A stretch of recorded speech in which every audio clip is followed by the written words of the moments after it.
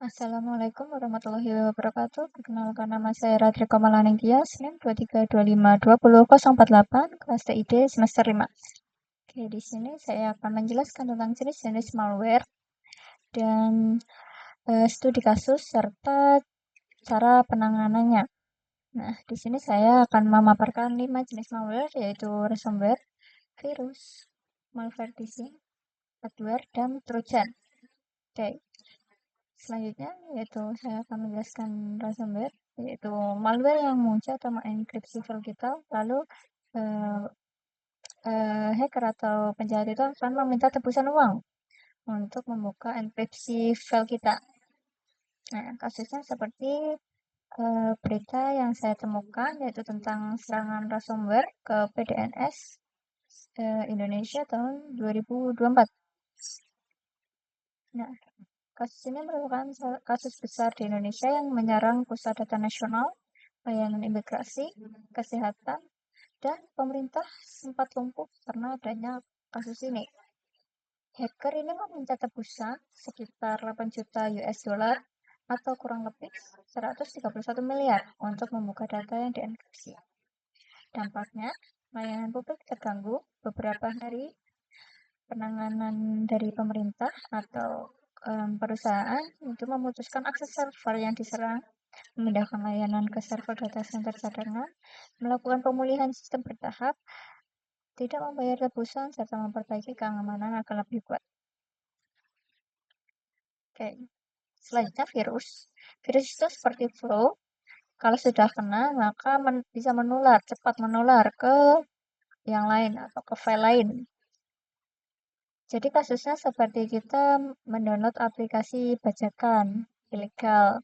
Ini saya biasanya suka mendownload aplikasi bajakan atau krek-krekan. Kenapa? Karena kita bisa menikmati fitur berbayar tapi gratis. Nah, kekurangannya kita harus sangat-sangat teliti ya untuk mendownloadnya karena kalau kita awam untuk mendownload aplikasi kayak gini bisa jadi sistem kita dapat terkena virus. Jadi seperti contoh yang saya paparkan di sini, saya sebenarnya ingin mendownload Spotify dan mendownload lewat YouTube yang memberikan tutorial dan link downloadnya. Tapi setelah saya klik link downloadnya, malah diarahkan ke situs lain seperti ini. Nah, jadi kecurigaan pertama diarahkan ke situs yang tidak dengan tujuan saya. Yang kedua yaitu link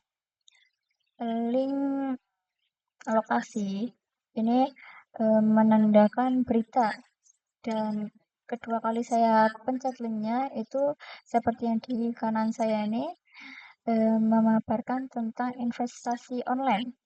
Nah, mohon maaf. Saya lanjut. Selanjutnya di sini ada pop-up seperti please convert to continue. Nah, di sini juga ada seperti kejanggalan ya. Setiap kita membuka website itu pasti tidak perlu adanya konfirmasi untuk melanjutkan. Padahal di sini saya juga tidak memencet download atau open ya. Itu pop-up keluar sendiri. Nah, seperti yang dijelaskan di sini, pop-up itu merupakan pola umum scan klik. Nah, domainnya juga sudah saya paparkan ya. Jadi aplikasi bajakan ini sangat berpotensi besar membawa virus-virus. Ini link yang saya dapatkan dan yang saya jelaskan tadi. Jika sudah terkena virus seperti orang-orang awam yang cuek dengan step by step pendownloadannya, maka penanganannya yaitu dengan memutus koneksi internet, menghapus aplikasi mencurigakan, atau jika sudah parah langsung reset pabrik. Oke, selanjutnya malware phishing. yaitu iklan palsu di internet, di situs, atau di web yang menyembunyikan malware. Jadi, contoh kasusnya seperti ini yang sering kita jumpai. Nah, ini merupakan iklan jebakan di website yang sering ditemui. Analoginya seperti pintu masuk ya. Jadi iklan ini itu setelah kita klik itu akan mendownload aplikasi tidak dikenal dan mulai akan bikin iklan di HP kita terus-menerus. Karena apa? Karena kita sudah mendownload aplikasi yang asing gitu. Nah, penanganannya ini lebih ke pencegahan ya sebelum kita mendownload aplikasi, yaitu menghindari klik apapun saat iklan muncul dan blokir pop-up setiap muncul.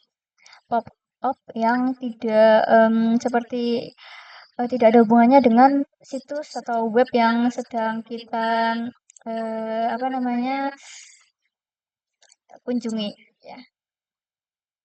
Selanjutnya adware. Jadi uh, malvertising ini ya, itu merupakan pintu masuk iklan dan setelah kita mendownload aplikasi itu dan mendapatkan serangan-serangan virus itu akan menjadi adware karena apa? Karena aplikasi sudah tertanam di HP kita. Nah, adware ini program yang muncul iklan terus-menerus tanpa izin.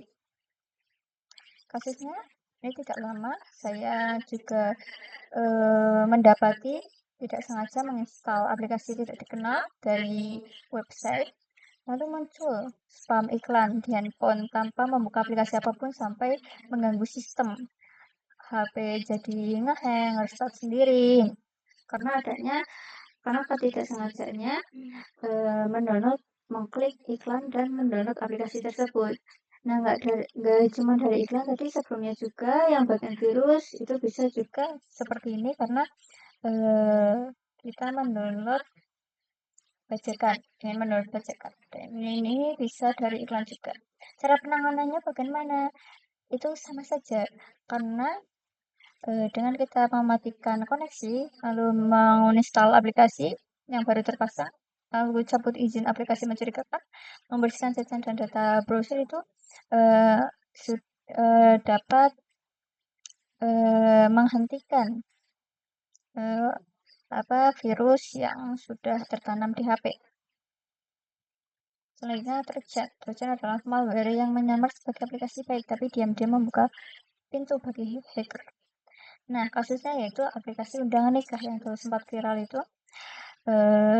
diambil dari pengarangan orang-orang. Banyak sekali yang tertipu karena di-chat oleh nomor asing yang mengaku sebagai kerabat atau teman jauh yang mengundang kita menikah, tapi dalam filenya berbentuk APK. Nah, orang awam atau orang cuek yang tidak peduli langsung mengklik bukan link, file tersebut itu langsung akan menginstal aplikasi dan aplikasi itu akan melakukan fungsi yang sebenarnya berbahaya sekali. Ada yang sampai terkuras saldonya, ada yang terkuras rekeningnya, jadi sangat-sangat berbahaya. Nah, cara paling aman jika terlanjur kena yaitu dengan reset pabrik karena semua data di dalamnya aplikasi juga akan bersih, akan hilang. Jadi sekian presentasi dari saya, mungkin sampai sini. Wassalamualaikum warahmatullahi wabarakatuh. Terima kasih.